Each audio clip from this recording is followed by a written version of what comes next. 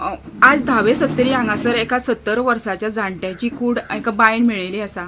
ह्या वेळार सविस्तर म्हायती अशी की काल 2 दीस जाले वाळपे मोठ्या प्रमाणात पावस पडटा आणि तेका लागून जे बायची उदकाची पातळी आहा ती सुद्धा वाडलेली आसा।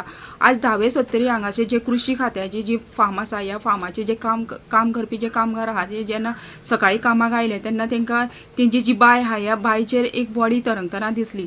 ह्या वेळार तेंच्यांनी ताबडतोब हेजी म्हायती उजो पालवी दळाक दिली आणि तशेंच वाळपे पुलिसांक दिल्या नंतर उजो पालवी दळान ताबडतोब घटनास्थळी येवन जी बॉडी आहा ती वयर काडलेली आसा आणि जेन्ना तेजी वळख पटलेली आसा आणि तेजें नांव धावे सत्तरी हांगातलो तो सूर्यकांत गांवकर अशें तेजें नांव आसा आणि तो 70 वर्साचो आसा।